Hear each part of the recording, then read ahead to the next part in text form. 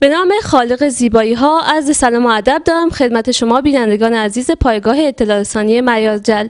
امیدوارم ایام به کامتون باشه. خوشحالم که با یک گزارش دیگه در خدمت شما خوبان هستم. با ما در این گزارش همراه باشید. امروز به منزل یک دختر هنرمند بلوچ اومدیم و میخوایم باشون یک گفتگوی صمیمانه داشته باشیم.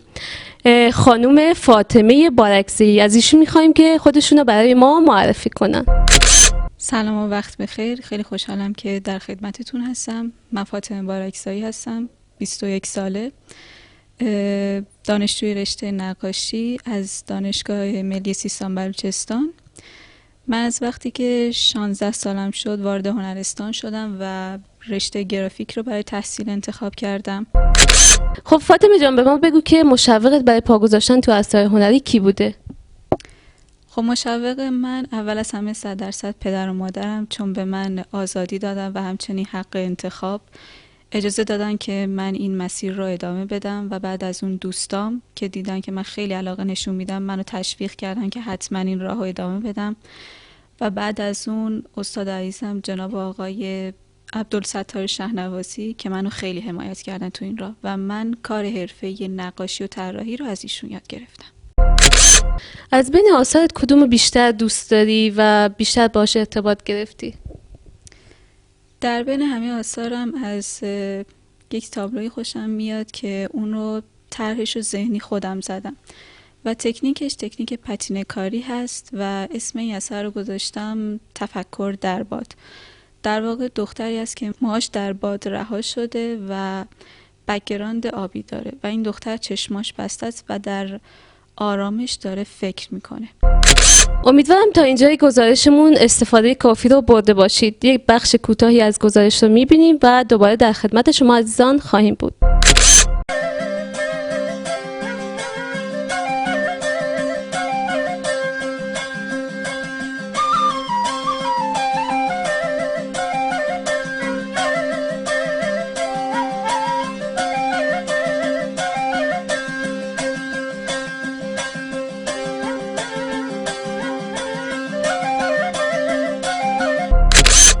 خب من همونطور که بهتون گفتم من آزادی، پدر مادرم به من آزادی و حق انتخاب دادن و از وقتی که متوجه شدن که من علاقه دارم به رشته نقاشی و استعدادشو دارم، من رو همینجوره حمایت کردن و مثل کوه پشتم بودن. به عنوان یه دختر بلوچ چه توصیه‌ای برای همسن و سالای خودت که در این زمینه استعداد دارن داری؟ به همه همسن و سالام، هنرمندان، هنرجویان و همچنین دانش آموزان توصیه میکنم که هیچ وقت از رویای خودشون دست نکشن.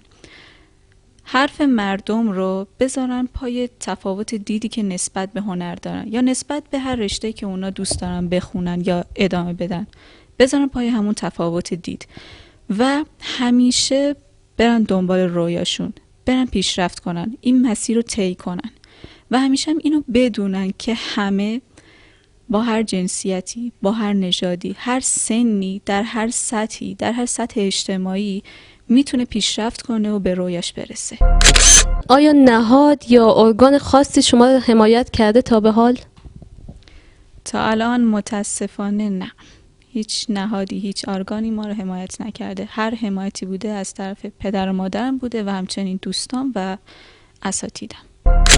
به نظر شما مشکلات هنرمندان به خصوص زنان بلوچ چی هست و برای رفع اونها باید چی کار کنیم؟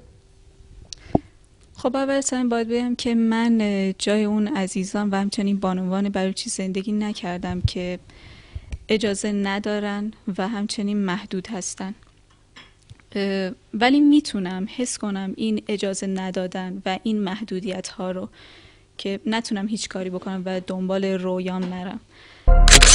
شاید آقایون هم در این راه یه سری محدودیت ها داشته باشم، اما خب همیشه این اجازه ندادن ها و این قضاوت ها متوجه بانوانه که شاید با خودمون بگیم که مثلا این روش حل میشه، ولی مثلا با فرهنگ سازی. خب من در اینجا میگم چه نوع فرهنگ سازی و با چه روشی، که 100% شاید اکثریت بگم با روش منطقی، که در اینجا من میخوام برای شما یه مثالی بزنم. به عنوان مثال ما میخوایم به یک نماینده مجلس رأی بدیم و اون نماینده مجلس راه‌ها و روش‌های زیادی داره برای حل کردن مشکلات مردم، مثل فقر، مثل حقوق مردم و شاید همه این روش‌ها روش‌های منطقی باشه، اما وقتی که برای اجرا باشه یا وقتی به مرحله اجرا برسه به مشکل برمیخورن و اینجا مسئله فرهنگ سازی باز میشه که باید این فرهنگ سازی مسیرش سازنده باشه،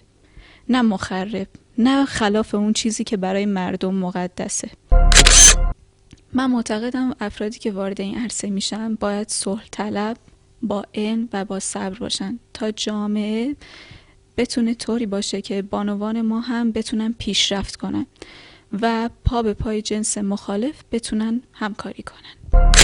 تشکر میکنم از سایت معیارجل بابت این اشتراک گذاری هنرمندان بلوچ بین مردم و همچنین برای حمایتشون از هنرمندان بلوچ و توصیه‌ای که دارم بازم میخوام تکرار کنم که تمام هنرجویان، دانش آموزان هیچ وقت از رویاشون دست نکشن، حرف مردم رو بذارن کنار. دیدیم و شنیدیم صحبت‌های فاطمه جان بارکزئی، این دختر هنرمند بلوچ رو. امیدوارم از دیدن گزارش ما نهایت استفاده را برده باشید. خدا یار و نگهدار شما.